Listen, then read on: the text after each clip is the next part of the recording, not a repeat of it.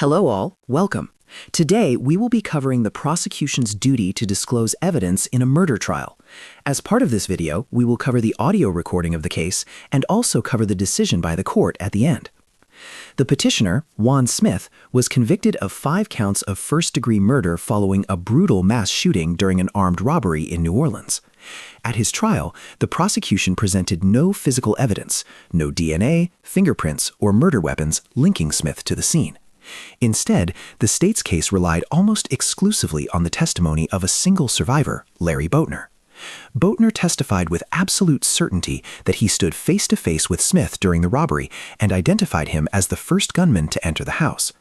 Based on this sole identification, the jury found Smith guilty. Years later, while seeking post-conviction relief, Smith's legal team obtained the original files of the lead detective. Within these files were handwritten notes taken shortly after the crime, where the same eyewitness reportedly told investigators that he could not see the perpetrators' faces and would not be able to identify them if he saw them again. Smith argued that by withholding these statements, the state violated his right to due process under the Brady rule, which mandates that prosecutors turn over any evidence that could help the defense. The legal question centers on whether these specific undisclosed notes were material, meaning they were important enough that their absence at trial creates a reasonable doubt about the fairness of the conviction. Following is the audio recording of the actual court hearing. We'll hear argument next this morning in Case 10-8145, Smith v. Cain. Mr. Shanmugam. Thank you, Mr. Chief Justice, and may it please the Court. In Brady v. Maryland, this Court established the now familiar principle that the prosecution must hand over all favorable material evidence to the defense before trial. This case presents a flagrant violation of that principle. The Orleans Parish District Attorney's Office produced almost no relevant evidence to the defense before petitioner's trial, and petitioner was convicted of first-degree murder based solely on the testimony of a single eyewitness. Unbeknownst to the defense, however, that eyewitness had told the police on multiple occasions that he could not identify any of the perpetrators, or, as he put it, that he would not know them if he saw them. The suppression of those statements alone justifies a new trial. But the District Attorney's Office in this case also engaged in the wholesale suppression of statements of numerous other witnesses, statements that further undermined the sole eyewitness identification of petitioner and more broadly cast doubt on petitioner's involvement and role in the shootings. If all of that information had been disclosed to the defense before trial, the jury surely would have viewed this case in a completely different light. The trial court therefore erred by rejecting petitioner's Brady claim, and its judgment should be reversed. In our view, in order to conclude that petitioner is entitled to a new trial here, this court need do nothing more than to consider the suppressed statements of the key eyewitness, Larry Boatner. Respondent concedes that those statements were withheld from the defense before trial and argues only that the failure to disclose those statements was not prejudicial. Those statements, however, could not have more clearly contradicted Boatner's confident identification of petitioner at trial. Well, he saw a picture, Boatner saw a picture in the newspaper, and that turned on the light for him, right? Wasn't any police suggestion. That is correct. The basis for Boatner's identification was that he saw a photograph in the New Orleans newspaper of petitioner. It was in connection with an article describing the shootings and suggesting that petitioner was one of the suspects in the case, and that was what led to his prior identification out of court. But just to be clear, Justice Ginsburg, we're not arguing today that the identification was somehow constitutionally problematic. At most, we're arguing that the identification was of questionable validity in light of the fact that Boatner had only a limited opportunity to see the perpetrators and in light of the circumstances that led to his identification.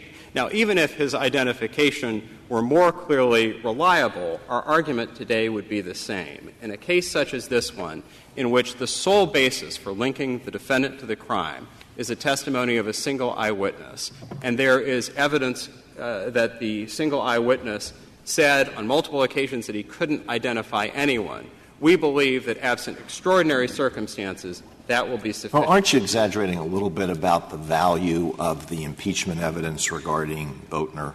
Now, my understanding is that he made his first statement to the effect that he couldn't identify anybody at the scene when he had been at the scene where 5 people that he knew very well had been killed. He was lying on the floor with a big gash in his head. He was questioned at the scene, and at that time, and this was in the evening, he said, I can't identify anybody.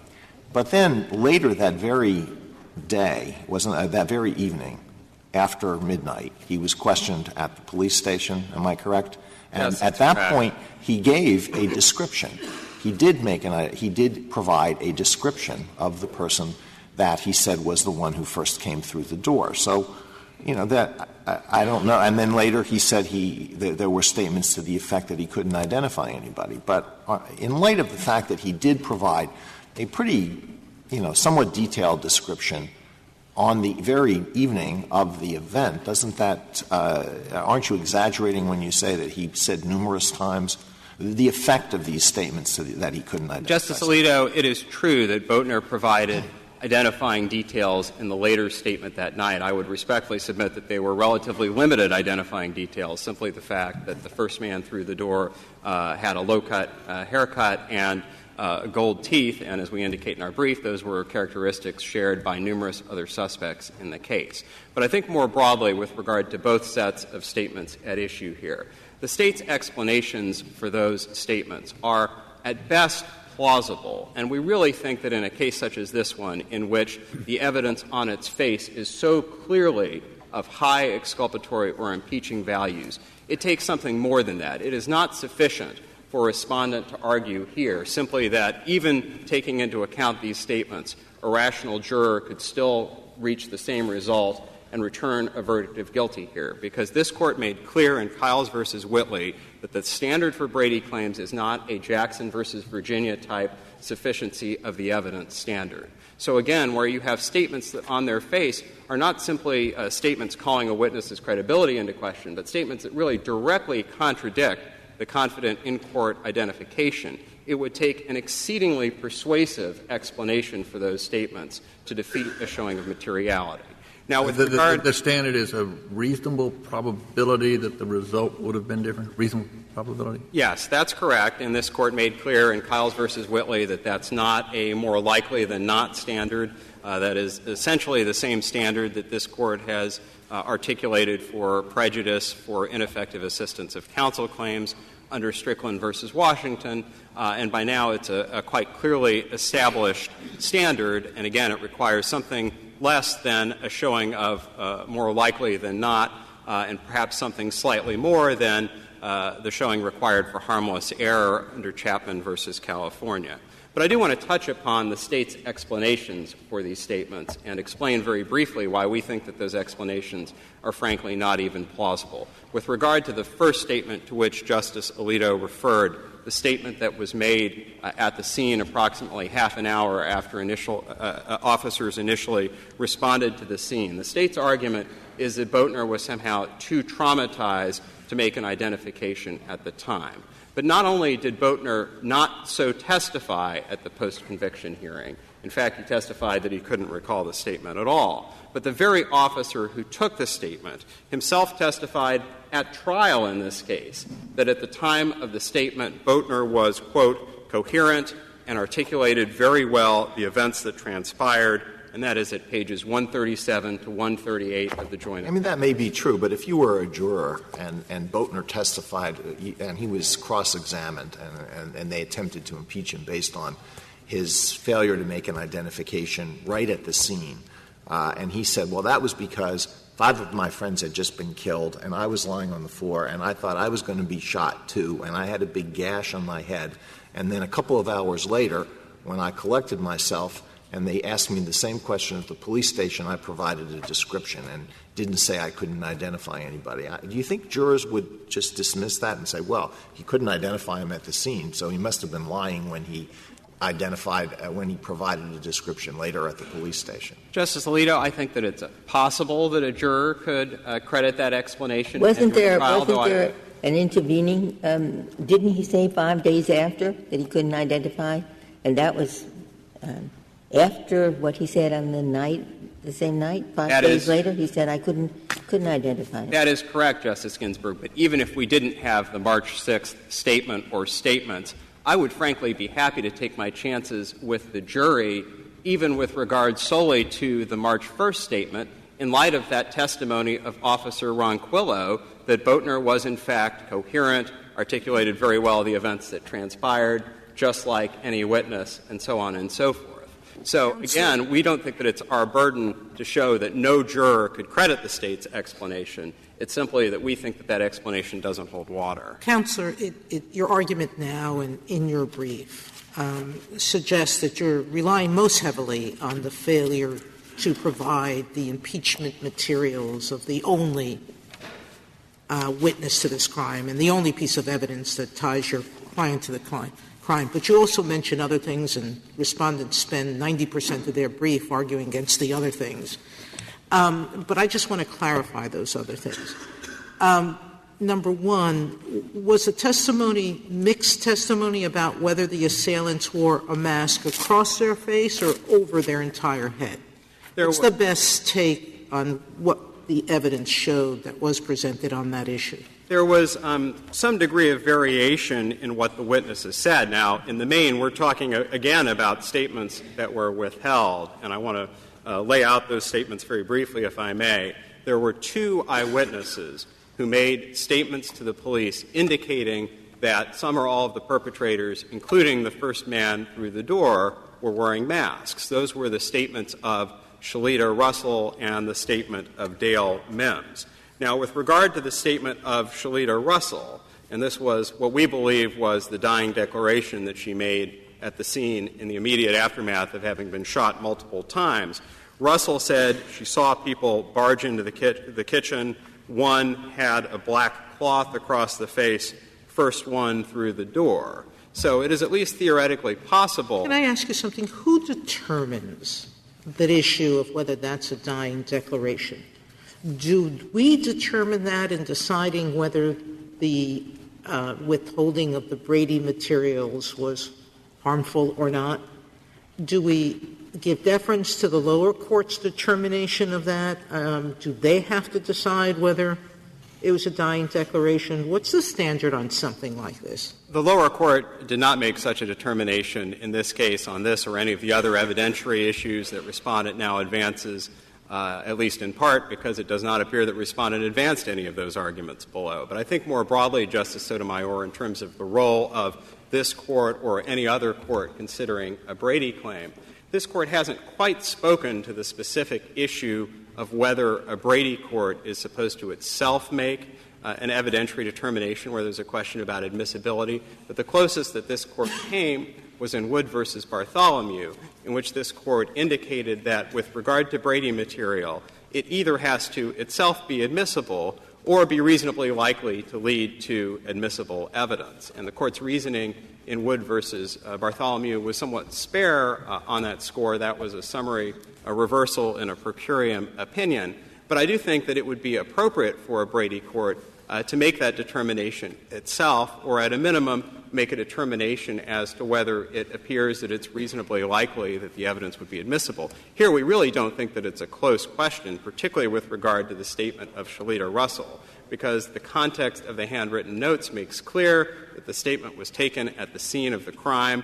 Shalita Russell was taken to the hospital approximately a half an hour after the shootings occurred. She told two witnesses that she believed that she was dying, and so under the law on dying declarations, and I have no reason to believe that the law is any different in Louisiana from the Federal system or the 49 other states, that would comfortably satisfy that requirement. Now, Mr. Mims was the neighbor who saw the two — there were three assailants in total, right, and two left the scene?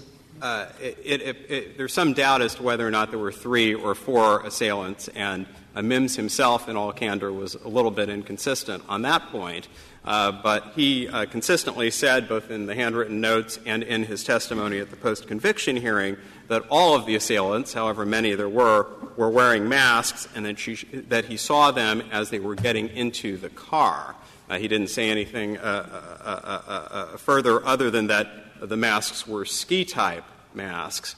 But the State's argument with regard to the materiality of Mims's statement is that it is possible that the men would not have been wearing masks when they entered the house to allegedly commit the armed robbery and therefore the fact that Boatner saw the first man unmasked can be reconciled with this statement. And again, we would be happy to take our chances with the jury and make the argument that that would be an exceedingly unconventional way to go about committing an armed robbery. And again, with regard to the Russell and Mims statements, I think it's important to remember that we view those statements as going directly to and contradicting Boatner's in-court identification. And so in some sense, we view those statements as being of a piece with Boatner's own prior statements in which he indicated that he could not identify anyone. Did the defense have any theory as to why Boatner would lie about whether he could identify this individual?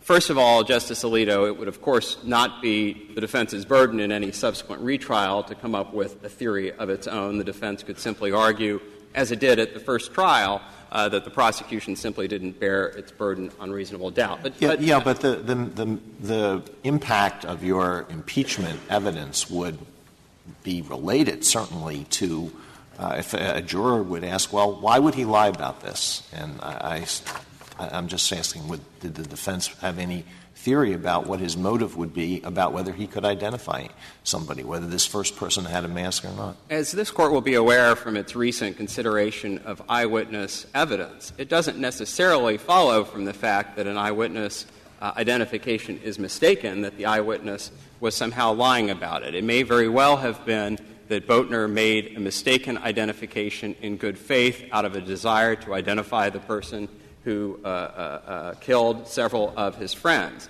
And indeed, as the amicus brief of the Innocence Project explains in this case, there is a phenomenon known as mugshot exposure effect, where an individual who sees a mugshot in some other context is more likely to identify that same person when confronted with a subsequent lineup. Of course, whereas here the individual is exposed to the mugshot for the first time in seeing a newspaper article that depicts the individual in question and suggests that that individual is a suspect in the crime, it would not at all be unusual for the individual, when confronted with that photograph again in a lineup a few weeks later, to pick that individual. But the first time he said that the person wasn't masked and provided a description was long before he saw any mugshots. It was the evening of the event. Was when he was questioned at the police station. Well, on the evening of the event, he provided those limited details about the gold teeth and the low-cut haircut. Yeah, but by doing that, he's saying this person wasn't wearing a mask. That's the critical point. Well, that may suggest that the person was not wearing a mask. Of course, it's possible that the person somehow had part of his face covered. But I think it's important to realize, Justice Alito, that even with regard to that statement, while it is true that Boatner provided those limiting details, he also made statements suggesting that he was not confident of his ability to actually make an identification.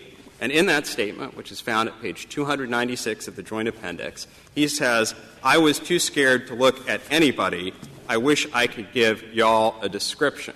So in some sense, we think that the focus on the gold teeth and the low-cut haircut in this case is a bit of an aside, because the question here is not whether he saw enough to support the subsequent identification. The question is whether his suppressed statements, in which he repeatedly said, "I can't make an identification," contradict his in-court confident identification of petitioner. And we think that in order to decide this case, all that the Court essentially needs say in an opinion is that in a case such as this one, in which all you have is the identification of a single eyewitness, where you have statements in which that eyewitness said, "I can't make an identification," and those statements have concededly been suppressed, the Brady materiality threshold is satisfied. Am I right? In looking at the appendix, there's some asterisks. Were these statements, the first two, the one at 252 in Joint Appendix, and then the statement on March the 2nd, which is the one you just referred to, 296, were parts of those statements given to the defense counsel, or none of the statements? And how long were the documents? Were they 20 or 30 pages? Can you tell me a little bit about that? First of all, none of those statements were given to the defense. The only relevant — I shouldn't have said statement. None of the reports. Yeah, none of the statements or the surrounding materials was given to the defense at all. The only even remotely relevant thing that was given to the defense was the initial police report, which was a 5-page document prepared by the officers who initially responded to the scene with a 1-page narrative of what took place. And that document, for the Court's reference, is in Volume 10 of the initial record that was received from the district court at pages R 1907 to 1911. Now, with regard to these specific statements, both the narrative statements and the handwritten notes, the narrative statements were contained in a relatively voluminous document. I believe it was an 83-page document that was a narrative prepared by Officer Ronquillo that set out everything that took place over the course of the investigation. And none of that was disclosed. Respondent makes the argument that the trial court reviewed that document in camera, but we think that it is somewhat unclear what, if anything, the trial court actually reviewed in camera. There's no dispute that that document was not handed over to the defense. With regard to the handwritten notes, there actually are a relatively small number of relevant handwritten notes in this case, but all of them were contained in the police files, and none of the ones at issue on which we're relying was handed over for trial. So this is not a case in which selective materials were handed over. None of this material was handed over, and that's why we really think that this is a case that involves the categorical withholding of documents and not simply the withholding of selected documents that may subsequently turn out to be relevant. Can you just tell me how does Brady work? Is there some obligation for the defense counsel to say, please give me all relevant reports? Or? No, this Court has made clear that a request is unnecessary to trigger the Brady obligation, and this Court has made clear in cases dating back to Brady itself that the good faith or bad faith of the prosecutor is irrelevant. And, of course, the prosecutor has a duty under Brady to hand over not only materials in the prosecutor's own possession, but also materials in the possession of the police as well. Counsel, this group or gang, all of them had gold teeth and faded haircuts? There were 5 other suspects who had gold teeth and low-cut haircuts. 3 of the other individuals who were primarily in the frame for this murder had those characteristics. I believe that the 3 were Bannister, Phillips, and Young. The only other suspect who's a reasonably likely suspect who didn't was Robert Trackling, the suspect whose confession to involvement in these shootings was withheld. In short, faded haircuts and gold teeth were not a unique characteristic. They were not uncommon in the 1990s. Yeah, what were these? They're uncommon to me. These were not gold teeth that were implanted, right?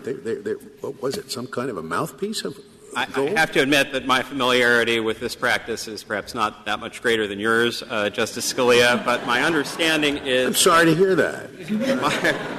My understanding is that these are gold teeth that are worn either as temporary or perhaps semi-permanent implants, and that in hip-hop culture in the 1990s this was relatively common. But whatever the provenance of this practice, it is undisputed on this record that multiple other suspects had those characteristics. Justice Sotomayor, there was one thing you asked that I just want to get back to with regard to the remaining categories of evidence. I just want to set them out, and then I'd be happy to answer any questions that the Court has about them, and if there are no further questions, I'll reserve the balance of my time. As we explained in our brief, there are 3 other categories of evidence at issue here. There was the statement of Philip Young, petitioner's co-defendant, suggesting that petitioner was not involved in the shootings.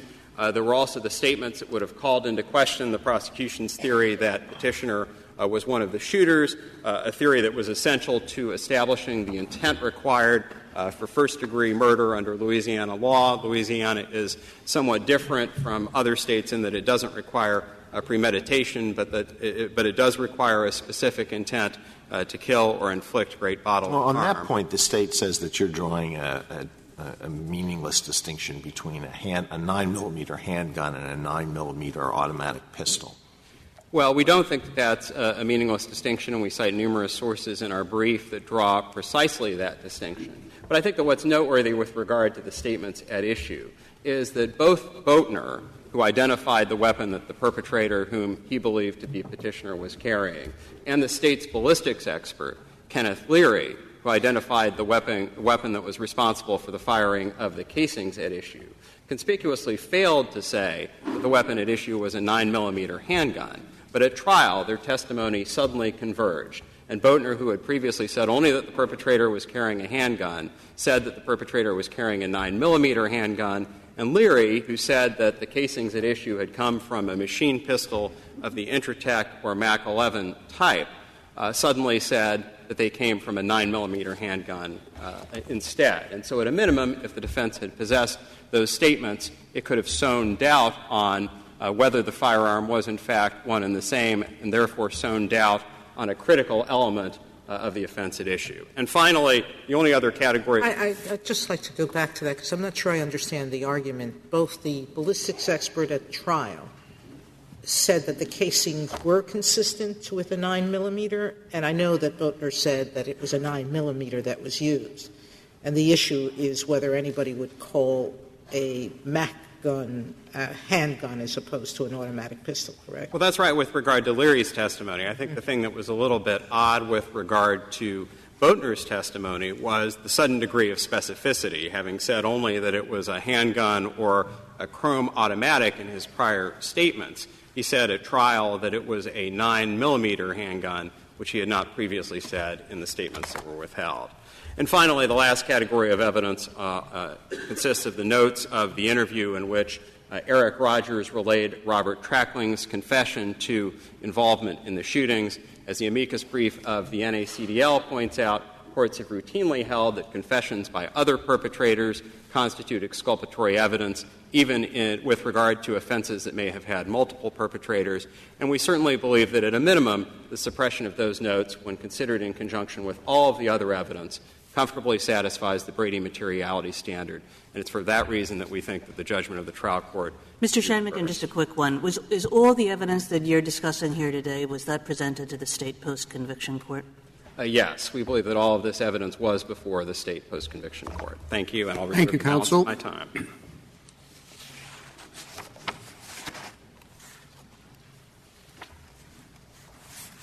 Ms. Andrew? Yes, Mr. Chief Justice, and may it please the Court.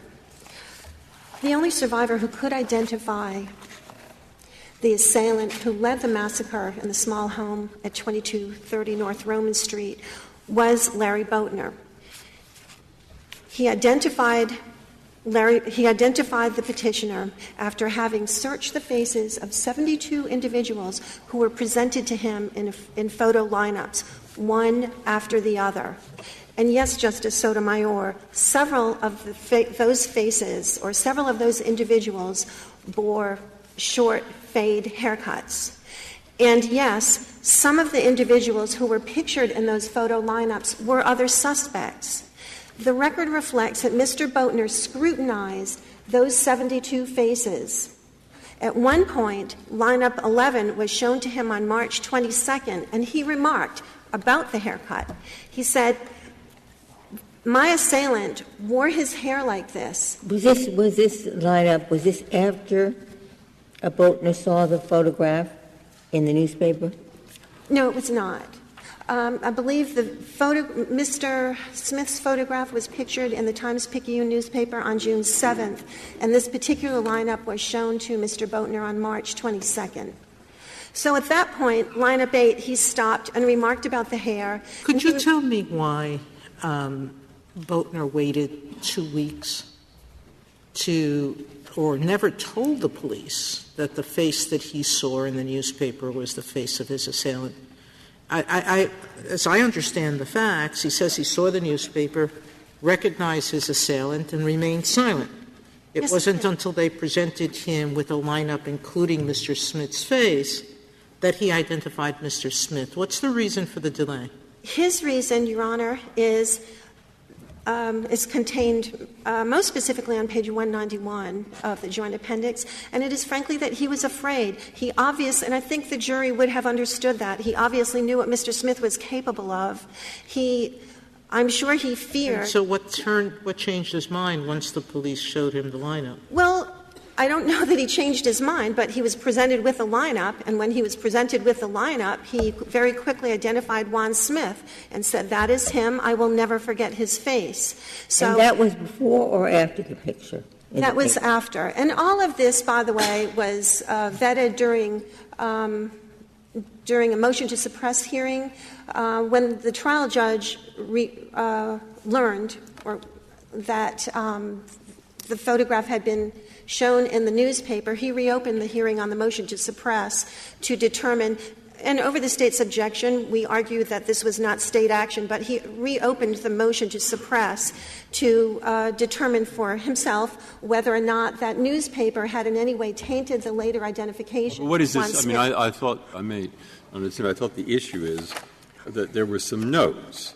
And the first note, which was made on the day, the policeman says that Boatner said he could not supply a description of the perpetrators. Otherton say they were black males, then he said they had golden teeth and low-cut haircut. And 5 days later, he said he could not ID anyone because he couldn't see faces. Then he said he'd only glanced at the first man. He couldn't tell if they had their faces covered and didn't see anyone. Then he said, I could not ID, would not know them if I saw them. And another set of police notes says he said that he could not identify any of the perpetrators of the murder. So I guess those are all notes that the prosecution did not give to the defense. So if you were a defense lawyer, whatever this other stuff is, I guess you would have been pretty happy to have those notes because you might have tried to impeach his identification. Yes. And so you're saying that I guess it would have made no difference? That's correct, Your Honor. And I'd like to hear that because it seems on its face that it certainly could have made a difference, that if he had those notes, that he could have tried to impeach him and said, where did this sudden recognition come from? Mm-hmm. And I can appreciate your concern. This Court has held that favorable evidence which is not material, need not be turned over to the defense. And but how could it not be material? Here is the only eyewitness. Yes. And we have inconsistent statements. Are you really urging that the prior statements were immaterial? Yes, Your Honor. If I may put them in perspective, Mr. Boatner provided two statements. I'm sorry, Mr. Boatner provided a statement on the scene, two statements the day of the incident. To a first responding officer who was not Detective Ronquillo, he gave a description. And that description was heavy built, with the hair with a fade, with a little small top, with a lot of gold in his mouth. That was while he was at the scene. Later, homicide detective John Ronquillo arrived at the scene, and apparently, according to his notes, and most importantly, according to his post-conviction testimony, he asked Larry Boatner for a description, and Larry Boatner said, I can't give you a description. I'll put them all in perspective and then go back to what Detective Ronquillo and Mr. Boatner had to say about that. But in any case, Mr. Boatner's severe laceration was treated, and then he was escorted to the homicide office, where he gave his formal statement. And in that statement, part of which has been reproduced here by opposing counsel, Mr. Boatner said, I can tell you about the one who put the pistol in my face. He was a black male with a low cut, golds in his mouth. I don't know how many, that's all. I was too scared to look at anybody. All of them had guns, one with an AK, one with a Tech-9. The one who hit me had a chrome automatic. It was big. Well, and you could argue, presumably did argue that before the jury, and that would be compelling evidence for the jury. And if you were the defense lawyer, you really would like to have that statement where he said, I couldn't identify them. You would like to have it, but it's not material because sandwiched between two descriptions, and between two descriptions, he says, I can't identify.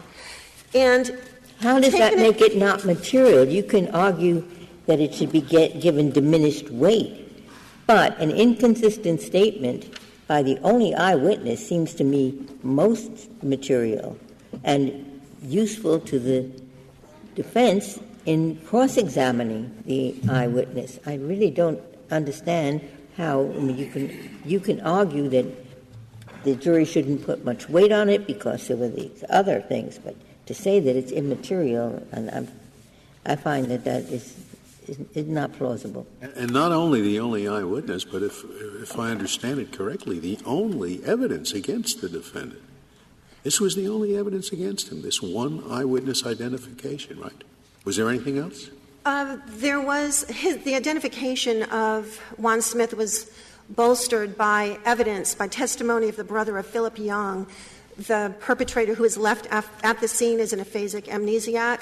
So he established a link that the two were known to each other, Juan Smith and but yes. But just on the materiality point, I just have to agree with Justice Ginsburg. What you're telling us is that when the defense stands up and said, and isn't it true that in this statement, which you just have testified to on direct, in which the police have put in on direct, you also said you could not identify any perpetrators of the murder, and then the prosecutor says immaterial, and the judge says strike. But that's not. I just can't believe that. But that's not what he says. He says, I can tell you about the one who put the pistol in my face. So I'm talking about the Boatner statement of 3/6/95, in which Boatner told police he could not identify any of the perpetrators of the murder, JA 25960. And you say that's immaterial. I find that just incredible. Is it that you mean immaterial, or is it that you mean that it wasn't prejudicial because there's so much other evidence there was no reasonable probability it would have made a difference in the trial? That is what I mean. Yes. Okay. So we can forget the word material. Now you're saying there's so much other evidence here against him that it wouldn't have made any difference. Yes. Now, I can understand that argument. Well, but I don't know if it's right. That is, now I think I can go back to Justice Kennedy's question, put it in those terms, and say, well why wouldn't this could have made a difference? I mean, here we have this witness who said all these great things for your side, and within a space of hours he's been telling the policeman he can't identify anybody, he doesn't know. I mean, what that sounds like there's a probability that would have made a difference. Why not? Among the most important evidence in this case is the testimony or the transcript from the post-conviction relief hearing. John Ronquillo, whose notes these are, was asked about the March 6th statement. And I guess we are fast-forwarding. The statement after the statement made, the one made in the homicide office, was made on March 6th. And at that time, Detective Ronquillo called Larry Boatner, and Larry Boatner said, I can't identify anyone. And what Detective Ronquillo had to say about that, first of all, Larry Boatner didn't remember saying that. But what Detective Ronquillo had to say about it, and he was the person whose impressions were speaking, was that at that point, Mr. Boatner, like many murder witnesses, was retreating, temporarily equivocating, as we wrote in brief. He was retreating somewhat from his assistance with the police. Not an abnormal phenomenon. What if could the jury be entitled to reject that conclusion? They have 4 statements by this man, who Ronquillo described as very coherent, very with it, at the scene of the crime. Would a jury be entitled to reject that excuse by Ronquillo? They would, Your Honor. And if they were entitled to do that, why would the absence of 4 statements that I can't identify someone not have been an argument that defense counsel could have used, number one, and that had a reasonable probability of making a difference? First of all, there were not 4 statements that were made where Boatner said he couldn't identify anyone. Again, he gave 2 statements the day of where he described, and 1 statement at different hours. I'm sorry? At different hours. Yes. And to different officers. Yes. So that's 2 statements. My math is wrong? I'm sorry. Those are statements where he inculpated the defendant. There are 2 statements. Starting on the scene, there is a statement provided to the first responding officer where he provides a description. Larry Boatner But it was the provides a description that other suspects fit. The close-cut hair, the gold teeth, that didn't identify Smith as opposed to the other suspects who had those same characteristics. Yes, and those other suspects' photographs were all contained in photo IDs, in photo lineups, and Mr. Boatner never selected one of them. The other thing is gold teeth. He knew that his perpetrator had gold teeth. The next time he saw Mr. Smith was at trial in court. Mr. Smith revealed his teeth, and he had gold teeth. But as far as the other suspects having the haircut or similar physical attributes. It was a prior inconsistent statement, and we can argue about whether there were more consistent statements than inconsistent statements. But to say that this was not Brady material, we're not saying that Larry Boatner made up a story on the stand that didn't conform to the truth. The question is, should the defense attorney have access to a prior inconsistent statement? And this Court has said that Brady is a reflective analysis. Well, can you explain how this took place? You have a case in which you're relying almost entirely on the testimony of one witness, and you have these notes that were taken by and are presumably in the possession of the lead investigator. Wouldn't any prosecutor ask the lead investigator, do you have any statements of this witness? Absolutely. They have to be examined, and if there's anything in them that is impeachment material, they have to be turned over to the defense. And under Louisiana law, is there a rule that requires the turning over of statements by witnesses, prior statements by witnesses? Under Louisiana law, prior statements of witnesses are not discoverable, but of course under this Court's decision in Brady versus Maryland, if the prosecutor makes a determination that they would materially affect the outcome of guilt or innocence. You have to supply statements by a witness when they take the stand, don't you? Rosario material, don't you have to turn over?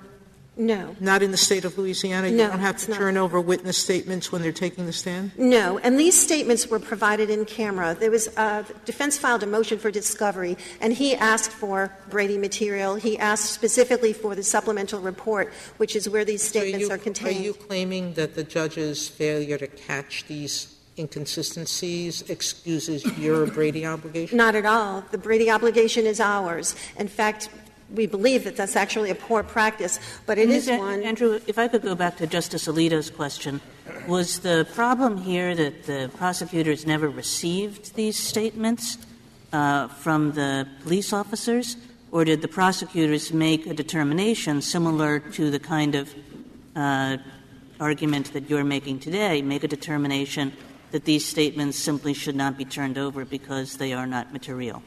The prosecutor in this case actually turned them over to the trial court for an in-camera inspection. And Louisiana Code of Criminal Procedure, Article 718, actually provides for that practice. It's so odd that, look, it sounds like here it is 5 days after the shooting, and well before, I guess, that this witness saw any mug shots or did anything. And he says, I could not identify anyone because he couldn't see the faces of the people. And now you're saying later, which you introduce into trial, is having looked at the faces of the people and identified them from their faces. Now, previously, he said he couldn't see their faces. All right. And in Louisiana, the state of Louisiana, the prosecution and the judges say that isn't you don't have to turn over that statement that he couldn't see the faces made earlier. No. What? I'm sorry. When he's saying that he could not see the faces, he is not referring to Juan Smith. He and Detective Ronquillo testified at post-conviction that he always said he could identify the one whose face appeared a handgun's length from his own, unmasked, when he opened that front door at 2230 North Roman. Detective Ronquillo put this in perspective at post-conviction. And as I said... Oh, you mean all these statements that we have here, you're saying all referred to people other than the defendant? Yes. All right. Well, was there a finding on that? the judge did not give express findings of fact or finding of law. But perhaps the defense would have liked to say they did apply to the defendant. You don't say all of them. All of them didn't apply to the. No, the one at the scene when he says I can't describe anyone. This was not that applied to everyone, right? I'm the sorry. one at the scene applied to everyone. To everyone. I can't identify. March 6th applied to everyone. Everyone except Juan Smith. Okay. So wait, I'm sorry, you've lost me there.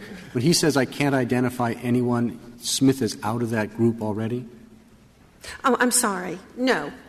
I'm sorry. In both circumstances, he is saying, the first time he's saying I can't describe, the second time he is saying I can't help you. I can't identify everyone. But the jury was. He says I can't identify can't identify everyone or anyone? Anyone. Okay. And the jury would have. It says I can't identify anyone because I couldn't see faces. Okay? That's what it says here, at least in my notes that my law clerks gathered. So, all right. And my point then is, it seems very odd. I mean, really unusual that in the state of Louisiana, that they have some kind of system that doesn't turn that statement over to the defense.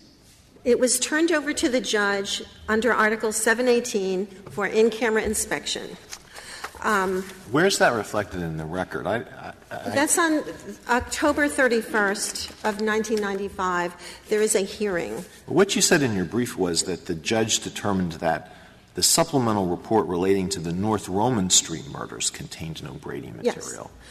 Yes. Mr. Smith. I didn't understand the record to be that all of Boatner's statements, all the statements of Boatner that we're concerned about now were examined by the judge before trial? Yes. And the record reflects that? Do you know where? The transcript of October 31st, 1995.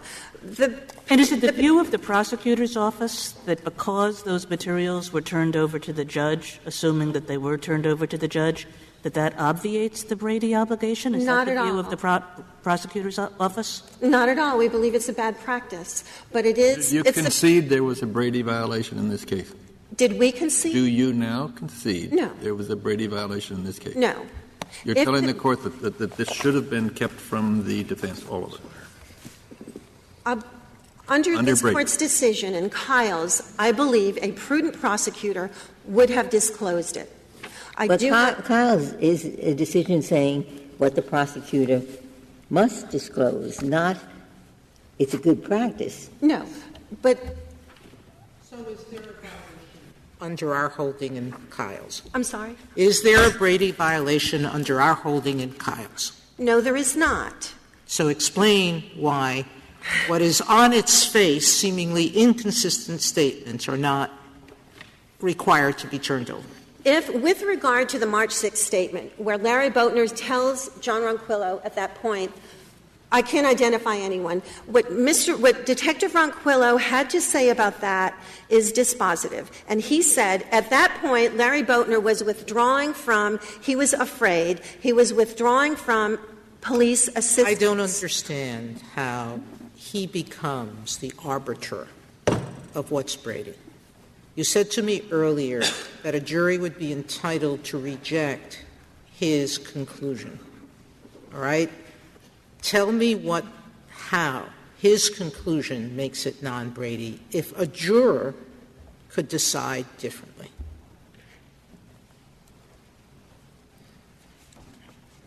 The post-conviction testimony is pivotal because there is a petition that's filed with attachments, with exhibits. That is what gets, and that is what got Mr. Smith his day in court, his 4-day post-conviction hearing testimony, post-conviction hearing. Larry Boatner took the stand. What Larry Boatner had to say and what John Ronquillo had to say, because after all, these are John Ronquillo's notes, I think are important. And I think they're important in a Brady analysis because There's when two those components to Brady. Should they have been turned over? And if they had, is there a reasonable probability of a different outcome? There is not. Should they have been turned over? That's the question that I think my colleague asked you, and you're saying no. No. I believe that a prudent prosecutor would have. I believe we're tacking a little bit too close to the wind, but a prudent prosecutor would have. I also think... Now articulate what legal theory because say these are not materials that needed to be turned over. When they say, could not ID, would not know them if I saw them, can't tell if had faces covered, didn't see anyone. That's one of the notes. The other one, I don't know how many, that's all. I was too scared to look at anybody. And what makes any of those statements? If Mr. Boatner could not identify anyone, Mr. Boatner would not have viewed 15 lineups. When the lineups were this presented is all to a jury argument. Tell me why they didn't, on their face, constitute Brady materials that needed to be turned over. What's the legal principle that doesn't make them Brady? Because if they had been presented, if those statements had been presented to defense or presented to a jury, the outcome would have remained the same. How do you know? How do you know? How can you possibly know? The jury is supposed to decide on the credibility of this witness. There's a statement that he made a prior inconsistent statement. Mr. Shanmugam outlined 5 categories of what he called Brady materials. Are you maintaining that none of those categories, that there was no Brady material at all in this case? Yes. You're speaking of the other pieces of evidence? Yes. Yes. Well, I'm not sure if the Charity Hospital medical records of Mr. Boatner are still being urged to this court. I'm talking about Mims and what was the woman's name? Russell? Shalita Russell. And Young and the snitch, and the one who said that his cellmate told him that his cellmate was the perpetrator. Well, to be clear, Ms. Russell never made a dying declaration. What the defense is presenting to this court as evidence of a dying declaration are words and dashes of Detective Ronquillo written at some point where Was it a determination by the judge that it wasn't a dying declaration? The judge, again, did not make specific facts of finding or law. The judge — I'm sorry. And how because about it was not because it was not turned over. And with all respect, I think you misspoke when you were asked what is the test for when Brady material must be turned over, and you said whether or not there's a reasonable probability, a reasonable likelihood, reasonable probability that the result would have been different.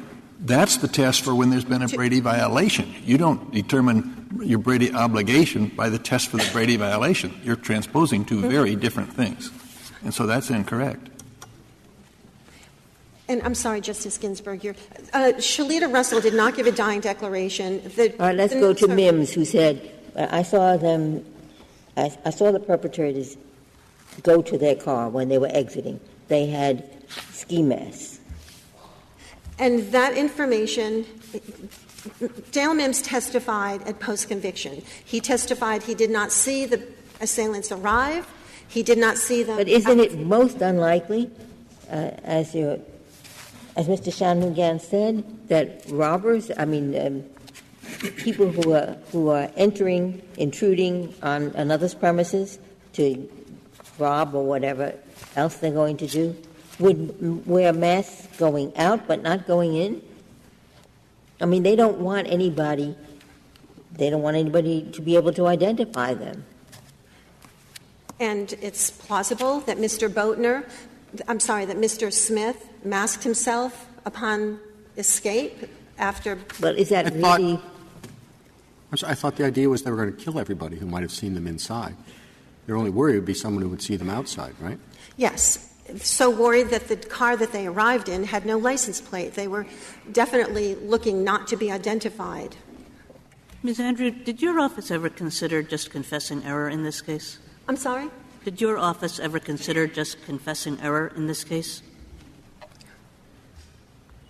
You've had a bunch of time to think about it, you know.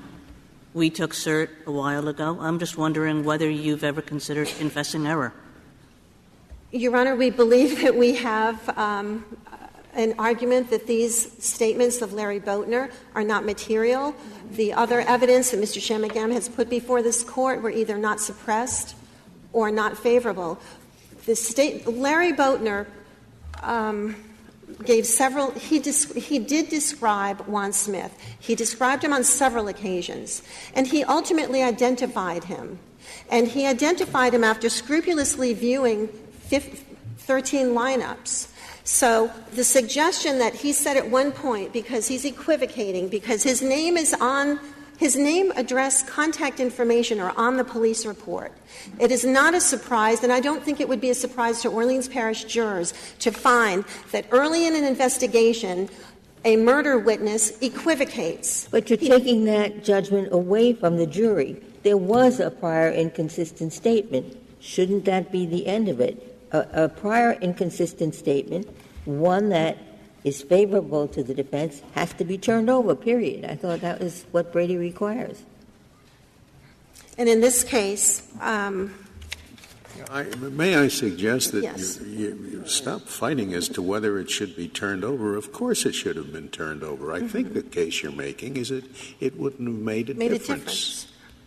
Yes. And that's a closer case, perhaps, but surely it should have been turned over. Why don't you give that up? Well, I actually thought I had when I said a prudent prosecutor would, but in making a sort of over-the-shoulder, rear-window Brady analysis, I don't think that the statements made the statement made to Ronquillo at the scene where he's all shook up and he says, I can't describe anybody. Then he goes to the hospital, gets his severe laceration taken care of. My worry is the following. You read Cullen. I'm sorry? You read Cullen.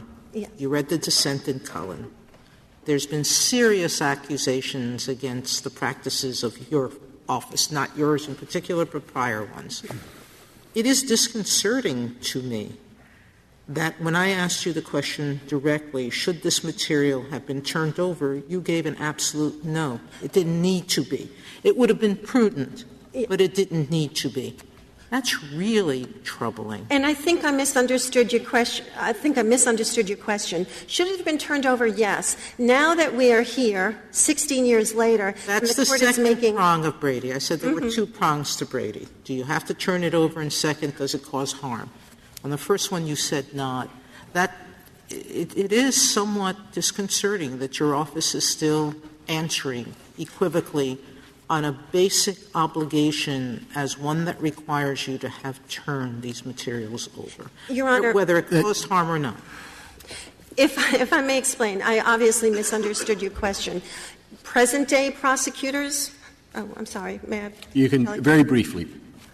I mean, we would have — today we turn all of this over. Our only concern is redacting victim information, identifying information, so that for victim safety.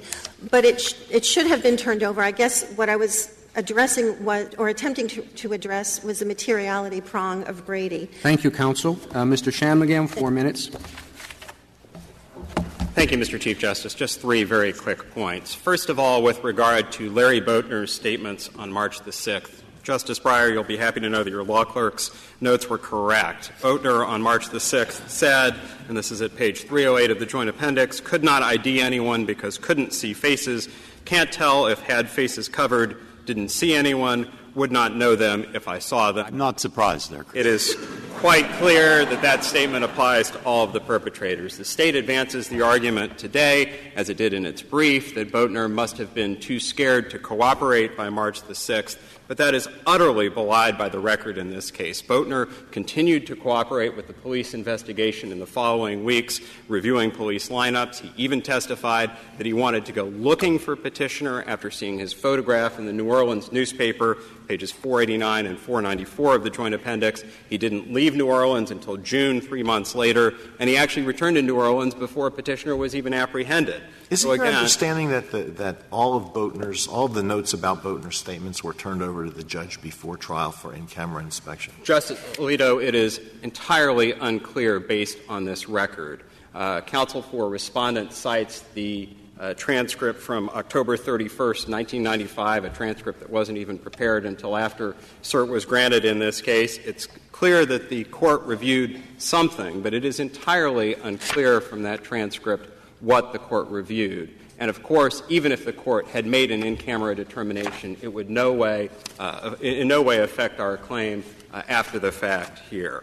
My second point, the State today for the first time says, in response to the question from Justice Scalia, that there was more evidence here linking petitioner to the crime, and relies on the testimony of Eddie Young, the brother of Philip Young, the individual who was found at the scene.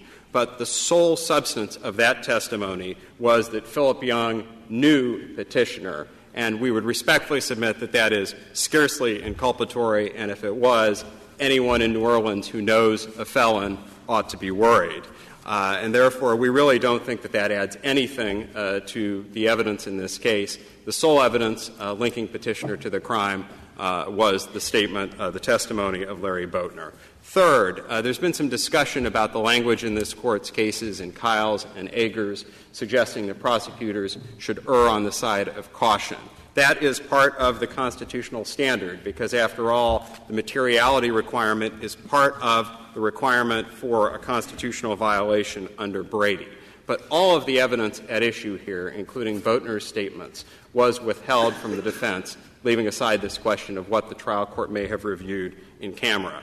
And the prosecutor's conduct in this case, with all due respect to Ms. Andrew, was not, quote, a little too close to the wind.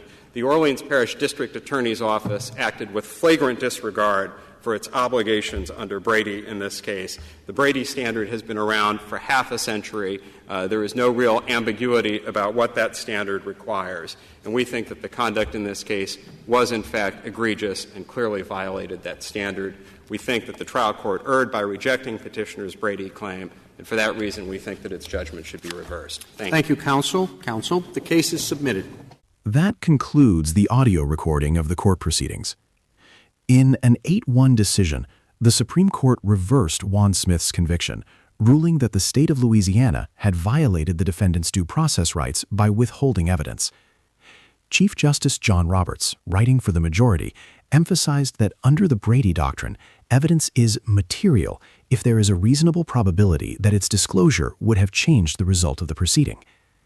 In this specific case, the court found that the materiality was clear because the eyewitness's testimony was the only evidence the state had. Since the undisclosed notes showed that the witness had previously claimed he could not identify anyone, the court determined that this information was essential for a fair trial. The majority reasoned that the jury was deprived of seeing a direct contradiction to the witness's certainty on the stand, which was the very foundation of the state's case. Justice Clarence Thomas was the lone dissenter. In his dissenting opinion, he argued that the court should have deferred to the lower court's findings and examined the evidence in the context of the entire record. Justice Thomas suggested that the undisclosed notes were not as damaging as the majority believed. He argued that the witness had made other statements on the night of the murder indicating he could identify the gunman, and that his later inability to do so might have been caused by fear of retaliation. According to Justice Thomas, Smith had not met the high burden of proving that the outcome of the trial would have been different if the notes had been available to the defense. Ultimately, the majority rejected this view, stating that it was not for the court to speculate on whether a jury might have ignored the contradictions, but rather to ensure the defendant had the information necessary to challenge the state's narrative. The ruling reaffirmed that when the prosecution's case hangs on a single witness, any evidence that significantly impeaches that witness's credibility must be handed over to the defense. The case was remanded for further proceedings, effectively granting Juan Smith a new trial. This concludes this presentation. If you have thoughts on this case and judgment, do comment below the video. Also, to receive notifications of future cases, be sure to subscribe to the channel. Please share the channel link with your friends and peers that you think may be interested in or benefit from it. Thank you.